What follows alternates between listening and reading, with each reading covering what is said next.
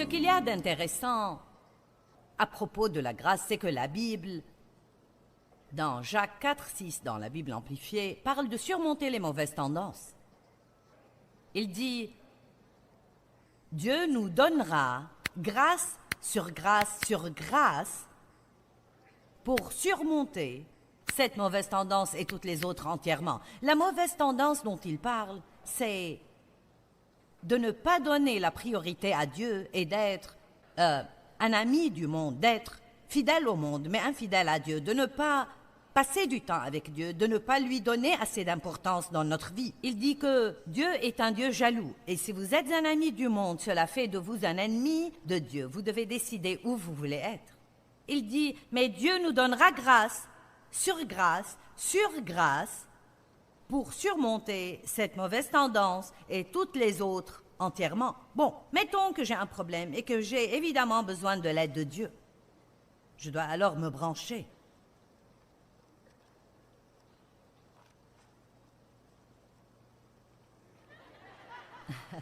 Mettons que j'ai un grand problème et je n'ai pas besoin de juste un peu de grâce. J'ai besoin de grâce sur grâce.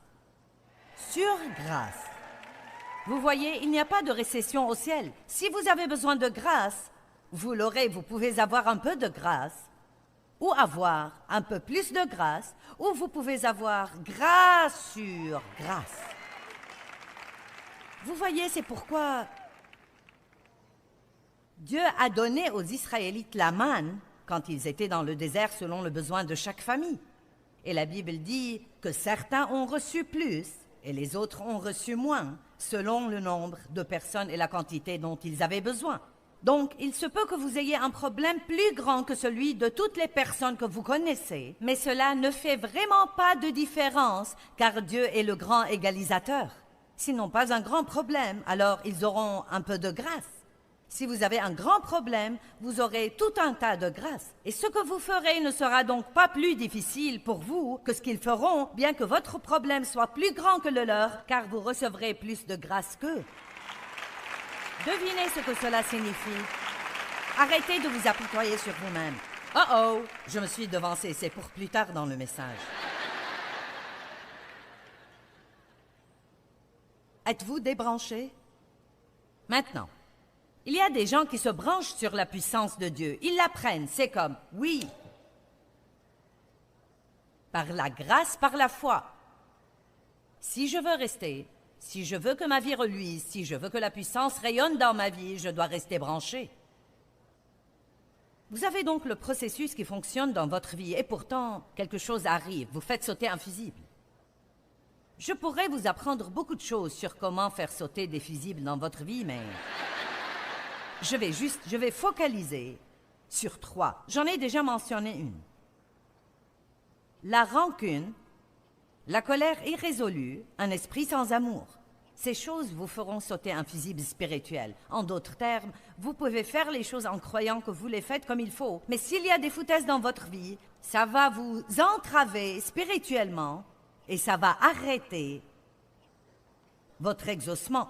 N'oubliez pas, vous avez prié. Dieu dit que vous l'aurez.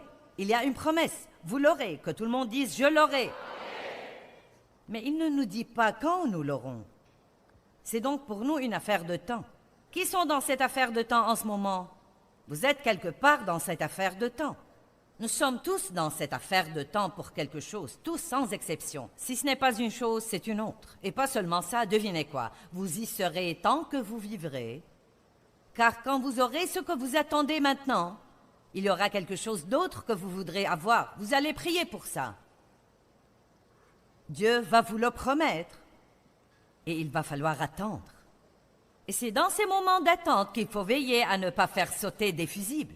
Maintenant, une des choses qui nous font sauter des fusibles et à court-circuiter et à renoncer à la puissance de Dieu dans notre vie, c'est les plaintes.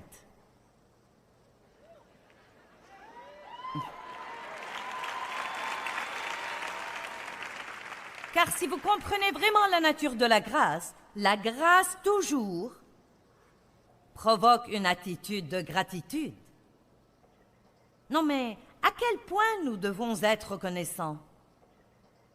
pas une seule personne régénérée ne devrait jamais se plaindre de quoi que ce soit, car vous êtes quelqu'un qui n'ira pas en enfer.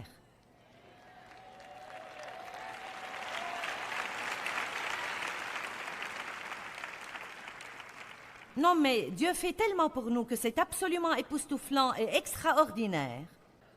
Et pourtant, nous trouvons quelque chose pour nous plaindre, et se plaindre est péché. Je ne crois pas que ce soit une erreur. Je ne crois pas que ce soit une petite faiblesse ou notre nature humaine. Mais je crois que c'est un péché, et je crois que nous devons avoir une peur révérentielle des plaintes, car je vous dis qu'elle court-circuite la puissance de Dieu. Qui comprend où j'en suis en ce moment? Cela court-circuite la puissance de Dieu quand nous commençons à trouver une ou deux petites choses dans notre vie que nous n'aimons pas, ou 3 ou 4 ou 5 ou 10 ou autant que vous croyez. Quel que soit le nombre de choses que vous n'aimez pas, si vous comptez vos bénédictions, vous trouverez qu'elles l'emportent de loin sur tout ce que vous croyez être mauvais dans votre vie. Amen. Les gens viennent à une réunion comme celle-ci et nous recevons des lettres. Des gens qui se plaignent de l'éclairage. Eh bien, vous voulez me voir à la télé? En ce cas, ce ne sera pas très bon si vous regardez mon programme télé de me voir assise dans le noir. Des gens se plaignent. Vous savez, non, mais pas tout le monde, mais certains. Et croyez-moi, c'est vraiment, vraiment lassant. Non, mais laissez-moi tranquille. Dites-moi ce que vous avez aimé. La musique était trop forte. Eh bien, les jeunes aiment beaucoup la musique forte. Et vous savez, ce qu'il y a, c'est que les gens qui n'aiment pas la musique forte ont été sauvés il y a 40 ans et ils ne font rien de toute façon. Nous avons donc décidé de nous occuper des jeunes.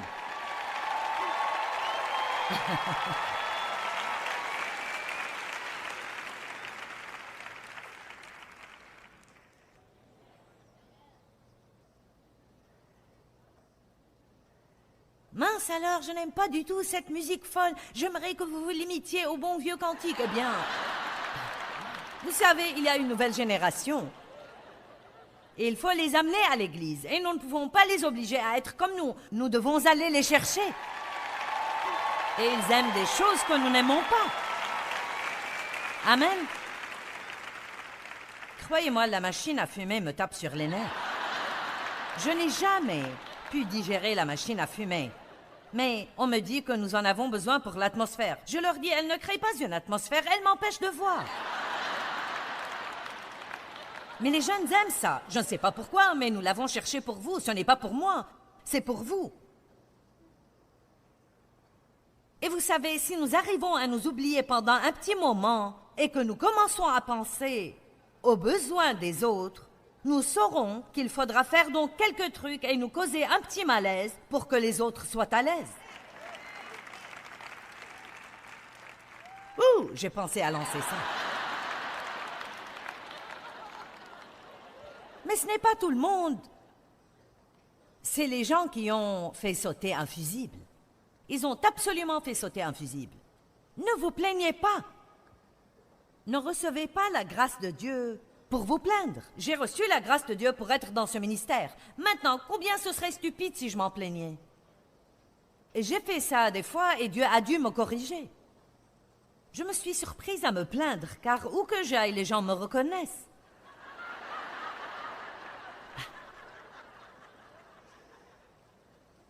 Au centre commercial, ici, on m'a arrêté 25 fois. J'étais épuisée. Et je m'en plaignais une fois. Et Dieu a dit, si tu veux que personne ne te reconnaisse, je le ferai. Oh, je suis désolée, Dieu, je suis désolée.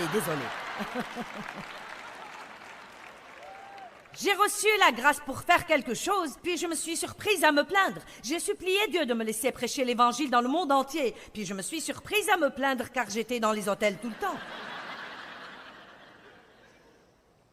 Oh oui, bien des fois, la chose même que nous demandons à Dieu, c'est la chose dont nous finissons par nous plaindre. Les gens croient qu'ils sont au paradis quand ils trouvent un emploi au ministère de Joyce Meyer. Non, mais cela vient avec la chair de poule et tout le reste. Puis ils découvrent qu'ils ne vont probablement jamais me voir, car je me déplace tout le temps. Puis ils découvrent qu'ils doivent travailler comme tous les autres et que nous avons un standard élevé et que nous exigeons l'excellence. Et peu de temps après, le travail même qu'ils ont cru que Dieu a fait un miracle exceptionnel quand ils l'ont trouvé, s'ils ne comprennent pas ce dont je parle, ils peuvent commencer à s'en plaindre. Certains ont perdu leur emploi dont ils se sont plaints et maintenant ils aimeraient le récupérer.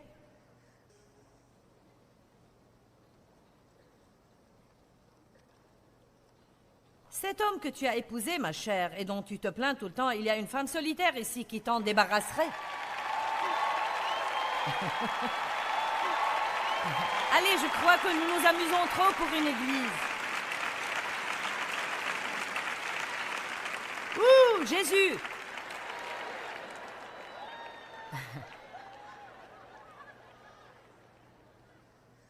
Allons à Philippiens 2, 14. Nous devons avoir une attitude de gratitude. Qui ne supporte pas quand il fait tout son possible pour subvenir aux besoins de ses enfants et ils ne font que trouver quelque chose pour se plaindre? Eh bien, Dieu a le même sentiment. C'est un grand défi de terminer une journée sans se plaindre. Philippiens 2, 14, voyons-le.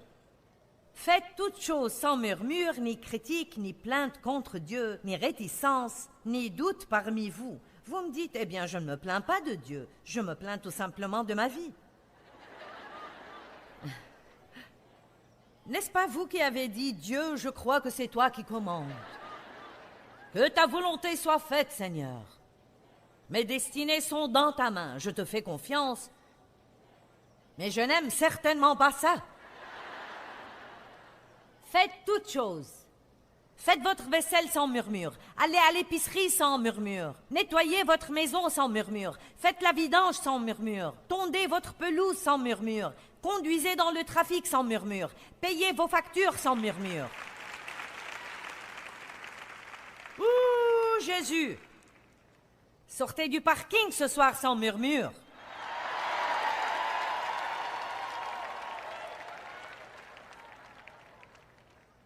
Si je vous apprends ce soir à vous brancher sur la puissance de Dieu et que vous vous sentez puissant, le Seigneur soit béni, je peux faire tout ce que je dois faire, je vais vivre avec assurance. Puis vous vous fâchez contre quelqu'un en essayant de faire sortir votre voiture avant lui, et maintenant vous avez un esprit sans amour et vous avez de la rancune. Et maintenant vous vous plaignez de tout. Assistez de nouveau à la réunion, vous ne l'avez pas comprise la première fois. Je ne suis pas ici pour vous divertir, je veux changer vos vies. Amen. Paul était toujours reconnaissant pour la grâce de Dieu dans sa vie. La grâce est une chose merveilleuse. Philippiens 4, 6 dit « Ne vous inquiétez de rien, mais en toute chose, par la prière et la supplication et des actions de grâce, continuez à faire connaître vos demandes à Dieu. » Les actions de grâce irriguent la graine que vous avez dans le sol pour les futures récoltes. Pourquoi Dieu devrait-il nous donner plus si nous ne sommes pas reconnaissants? Comment augmenter votre puissance? Soyez reconnaissants. Daniel chapitre 6 dit que Daniel, 3 fois par jour, se mettait à genoux et rendait grâce à Dieu. 3 fois par jour. Matin, midi et soir, il se mettait à genoux. Il arrêtait ce qu'il faisait, se mettait à genoux et rendait grâce à Dieu. Vous devez régler un réveil, régler l'alarme sur votre téléphone, et quand ça sonne, arrêtez tout, mettez-vous à genoux et rendez grâce à Dieu. Peut-être que ça deviendra comme un antidote contre les plaintes. Il vous rappellera à quel point Dieu est bon avec vous. Entrez dans ses portes avec des actions de grâce, dans ses parvis avec des louanges, soyez reconnaissants et dites-le. La deuxième chose qui amène les croyants à faire sauter un fusible, c'est l'apitoiement sur soi.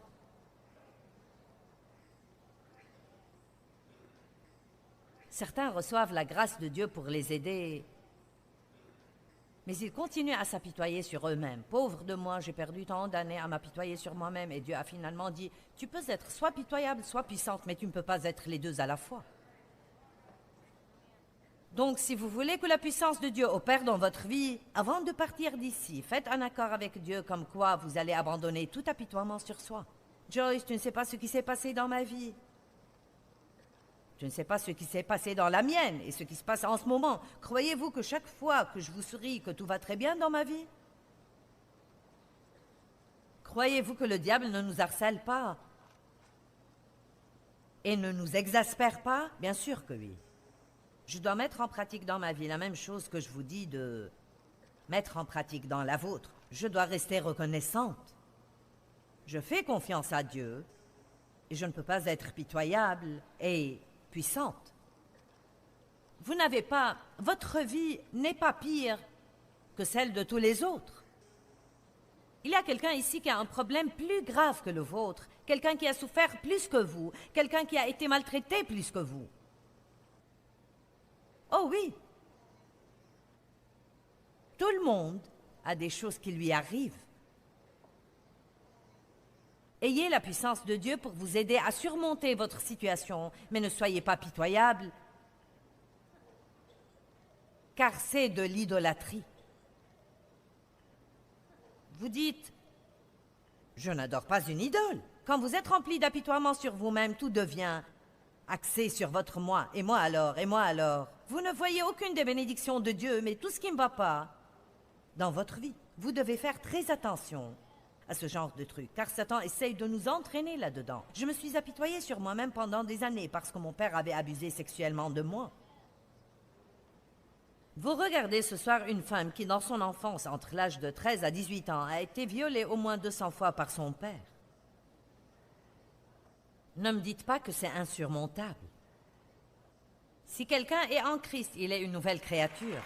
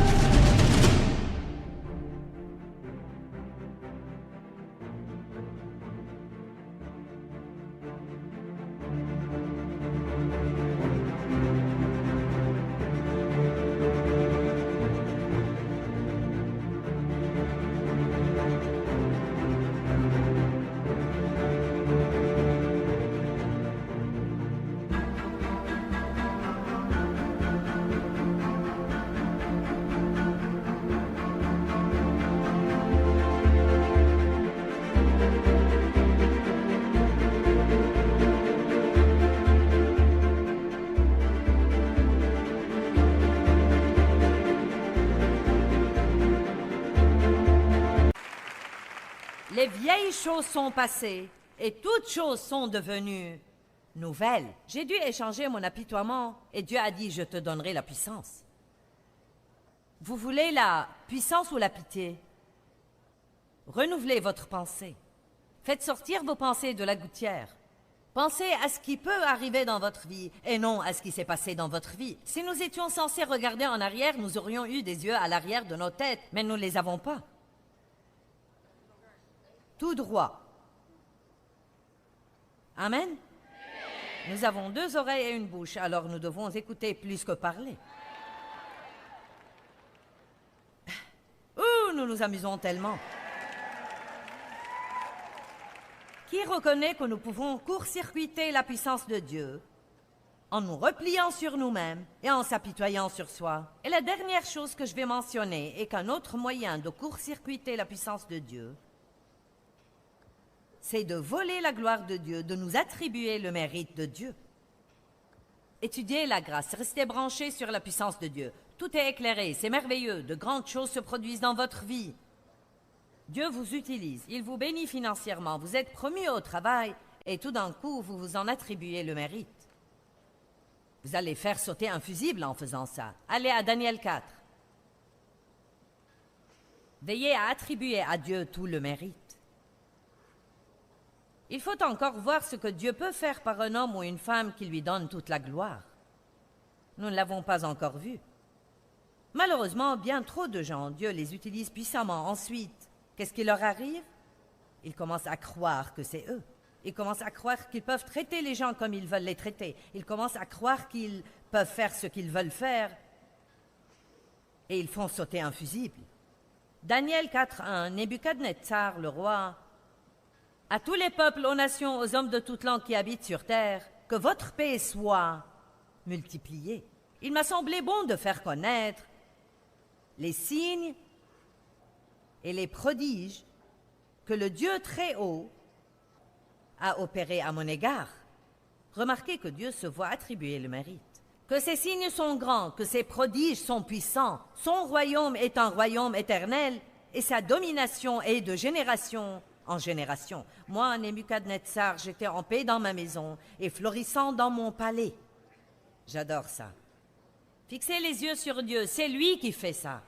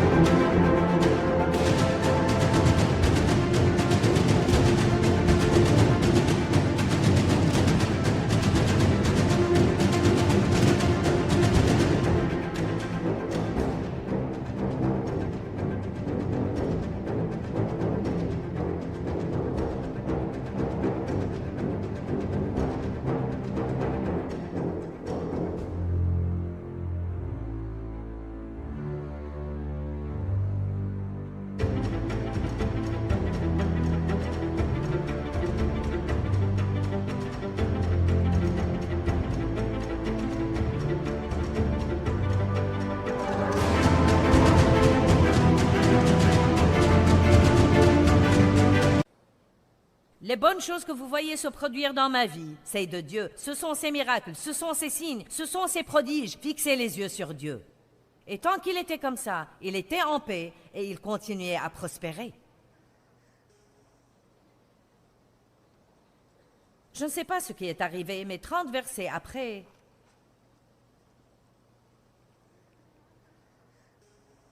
toujours le même chapitre de sa vie, mais 30 versets. Je ne sais pas ce que ces 30 versets représentent, mais probablement pas très longtemps que ça. Et le verset 29 dit, « Et au bout de 12 mois, comme il se promenait dans le palais royal à Babylone, le roi dit, « N'est-ce pas ici, Babylone, la grande que j'ai bâtie? Bête, bête et doublement bête.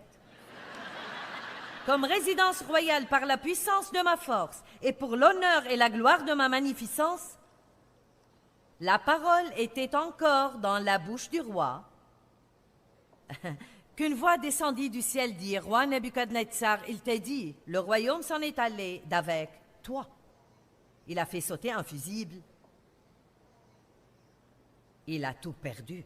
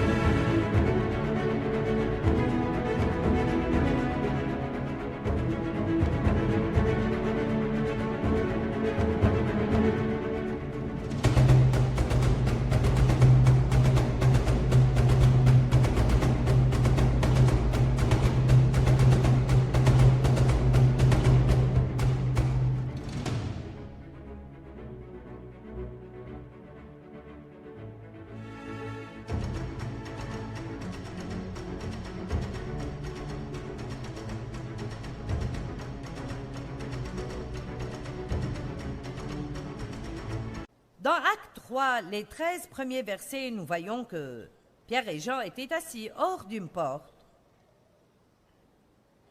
Un homme boiteux est venu demander l'aumône. Pierre a dit, « Je n'ai ni argent ni or, mais ce que j'ai, je te le donne. Au nom de Jésus-Christ le Nazaréen, lève-toi et marche. » Et à l'instant où l'homme a été guéri, les gens ont commencé à les glorifier et à leur attribuer le mérite. Et je veux vous lire ce que ils ont répondu.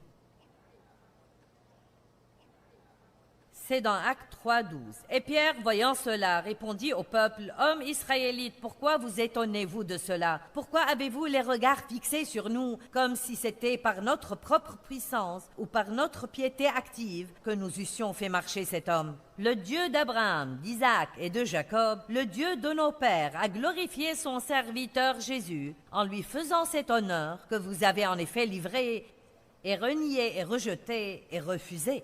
C'est lui qui a fait ça, pas moi. » Rappelons-nous que nous ne pouvons pas voler la gloire de Dieu. Or, la Bible dit dans 1 Corinthiens que Dieu choisit exprès les choses faibles et les choses folles de ce monde, les choses que le monde jette et qui sont sans importance et sans valeur, et qu'il les utilise dans sa boîte à outils pour travailler par elles sur terre. Il choisit des gens comme moi et des gens comme vous. Dieu choisit beaucoup de gens qui n'ont aucune idée de ce qu'ils font. Il choisit des personnes qui n'ont pas assez d'instruction, qui n'ont pas d'argent et personne pour les aider. Et il dit « Allez et je serai avec vous ».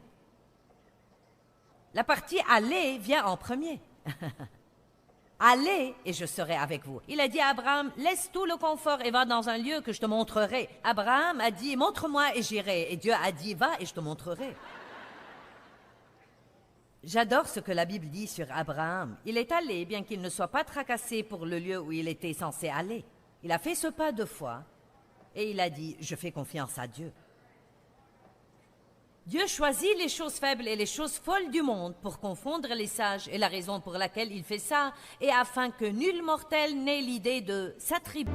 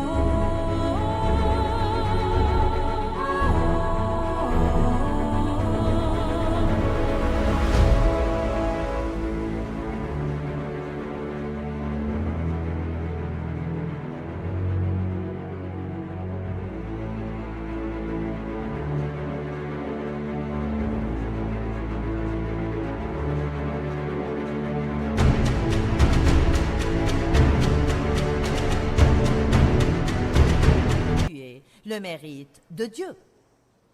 Et puis encore, nous oublions d'où nous sommes venus et nous oublions les grandes et les puissantes choses que Dieu a faites dans notre vie, comme Dave disait aujourd'hui sur l'Amérique.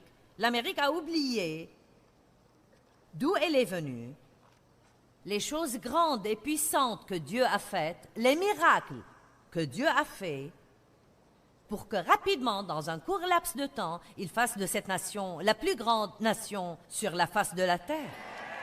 Pourquoi est-ce si difficile pour les gens de voir que les choses ne font qu'empirer vite dans cette nation pour une raison et une seule raison, parce que les gens se détournent de Dieu.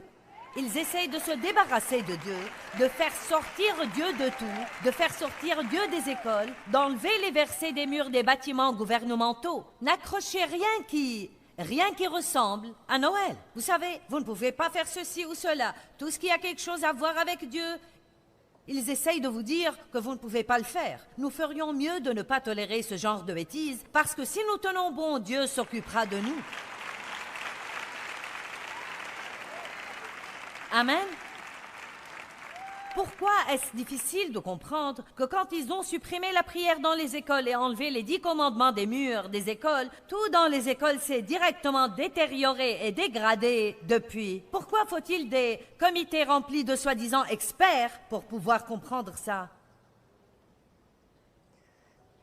Eh bien, ils disent, vous savez, nous devons garder ce genre de choses et la religion séparée. Rien ne marche quand vous le séparez de Dieu.